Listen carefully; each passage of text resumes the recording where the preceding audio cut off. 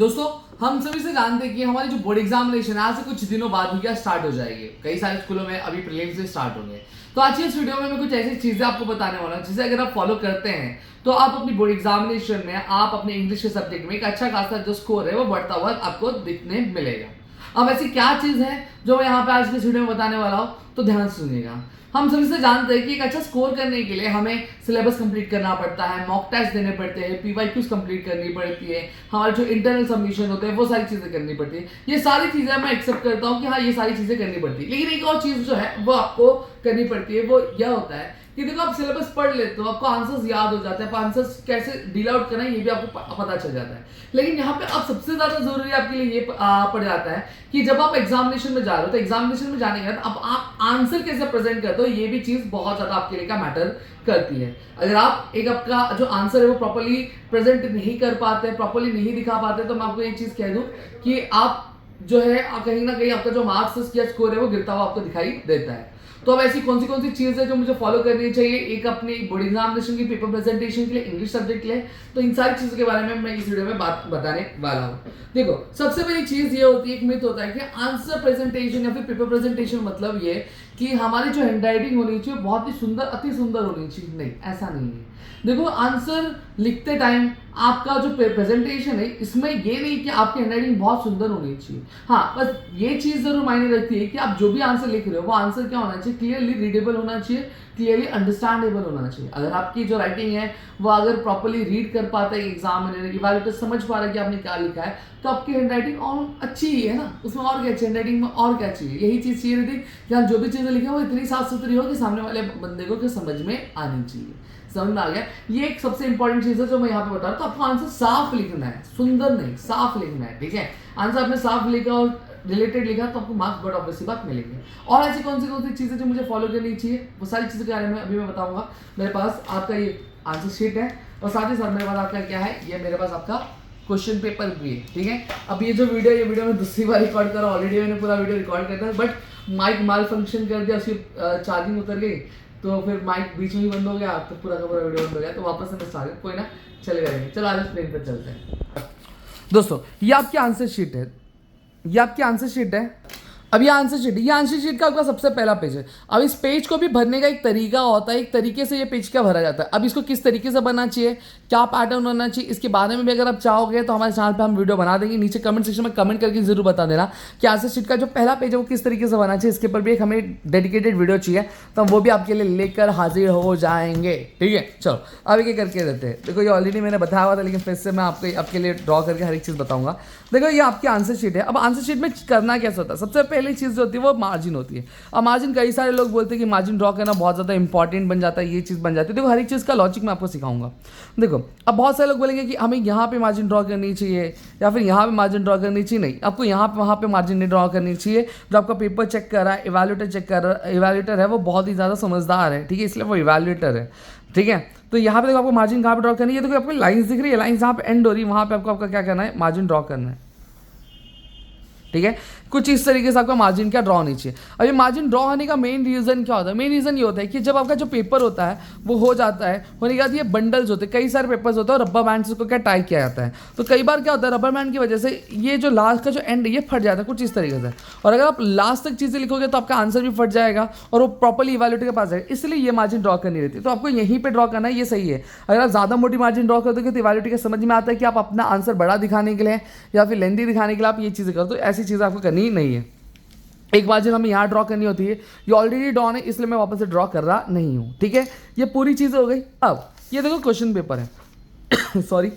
ठीक है, अब इसमें आपको दिख रहा हो ये क्वेश्चन नंबर 1 का ए है और ये फिर 1 2 3 ऐसे कुछ दिया हुआ है। अब करना कैसे, देखो कुछ नहीं करना है।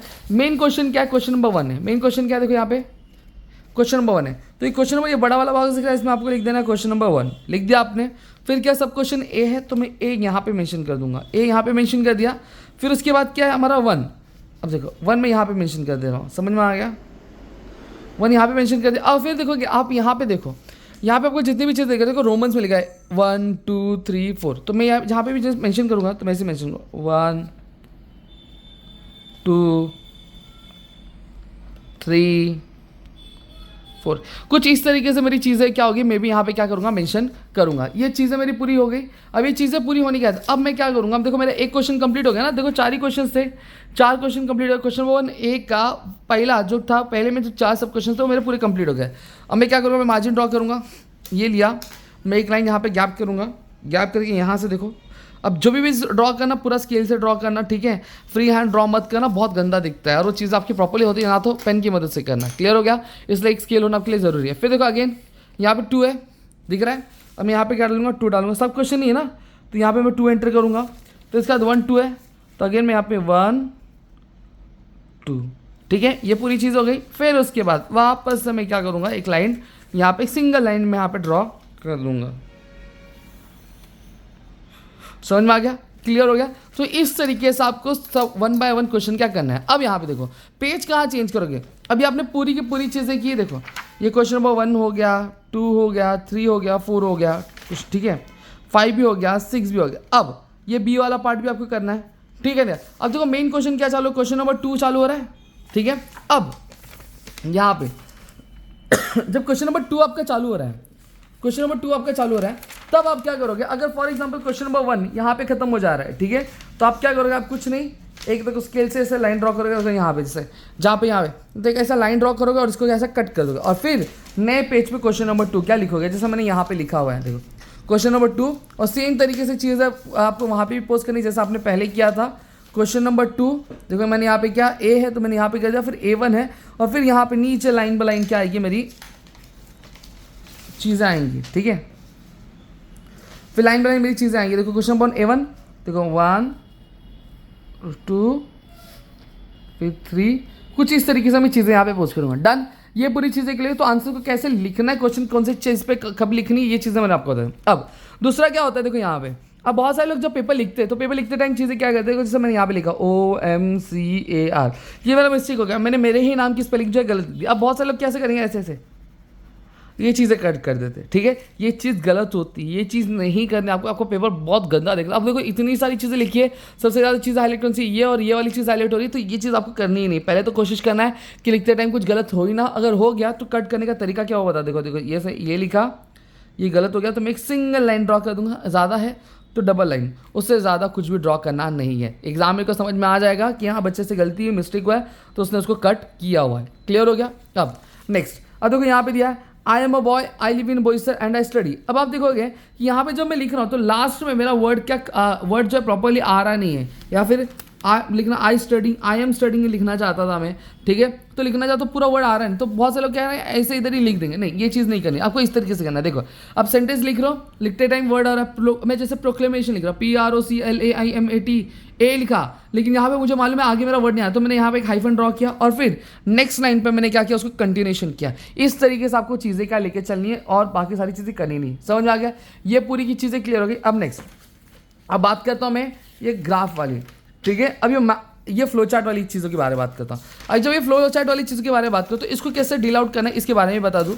अब बहुत सारे लोग रहेंगे क्या करेंगे, सबसे पहली चीज़ मालूम है क्या, कि पहले बॉक्स ड्रॉ कर लेते हैं फिर उसके अंदर लिखना चाहोगे, नहीं ये मत करो, सबसे पहले लिख लो ना। आपको पता 1 2 3 4 5 6 है, तो मैं देखो सबसे पहली चीज़ लिख दे रहा हूँ गार्डन, GARDEN गार्डन, ठीक है। अब रिलेटेड बोला है तो मैं यहाँ लिख देता हूँ पार्क लिख देता हूँ फॉर एग्जाम्पल, ठीक है। यहाँ पे ब्यूटीफुल ऑलरेडी दिया था, मैं ब्यूटीफुल एज इट इज़ लिख देता हूँ, ठीक है। फिर यहाँ पे मैं लिख देता हूँ फ्लावर लिख देता हूँ, चलो यहाँ पे और क्या लिख सकते हैं हम लोग, बेंच लिख देते, गार्डन में बेंच होते थे, बेंचेस होते, वो लिख देता हूँ, ठीक है। फिर यहाँ पे मैं बर्ड्स लिख देता हूँ। इस तरीके से पूरी चीज़ें मैंने लिख दी। अब मैं क्या करूँगा, मैं बॉक्स ड्रॉ करूँगा। अब आप सवाल उठता है कि सर पेंसिल से करना है, पेन से करना है, आपको जिससे ड्रॉ करना है उससे ड्रॉ कर लो, कोई दिक्कत नहीं है, ठीक है। ये मैंने ऐसे ड्रॉ किया, ये देखो मैं हर एक चीज़ स्केल से ड्रॉ करूँगा। हाँ यहाँ पे मेरे थोड़ा बॉक्स टेढ़ा हो गया, रीज़न क्या है, रीज़न मेरे कैमरामैन मेरे सर के ऊपर कैमरा लेके खड़े हुए, तो इसलिए थोड़ा सा टेढ़ा हो गया, तो इसको एडजस्ट कर लेना, ठीक है। फिर मैं इसको ऐसे यहाँ पे कर दिया। अब फिर इसके बाद मैं क्या करूँगा, ऐसे ऐसे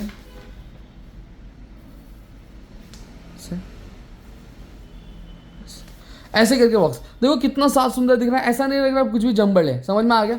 सेम तरीके से यहाँ पे भी मैं करूँगा, देखो ये दिया हुआ है मेरे पास, मैं इसको बॉक्स ड्रॉ कर दे रहा हूँ ऐसे ऐसे ऐसे ऐसे, फिर यहाँ पे एक है, यहाँ पे इसी तरीके से बाकी बॉक्स भी आप क्या इसी तरीके से।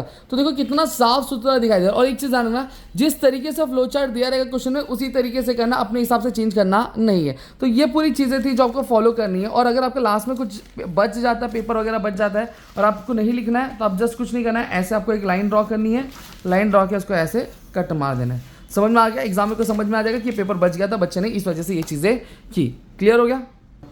तो यहाँ पे मैंने आपको पूरी चीज़ें बता दी। अगर आप चाहते हैं ऐसे और कई सारी वीडियोस मैं आपके लिए लेकर आपकी चीज़ें कंप्लीट करने के लिए, तो फटाफट से नीचे कमेंट करके जरूर बताना, जितना हो सके उस वीडियो को शेयर कर देना, ताकि ऐसे और कई सारे वीडियोस आपके मराठी से रिलेटेड, आपके हिंदी से रिलेटेड, आपके साइंस के, algebra, geometry, history, civics, history, political, geography के लिए भी लेकर आए। तो जरूर बताना। मिलते हैं अगली वीडियो में। जय हिंद दोस्तों।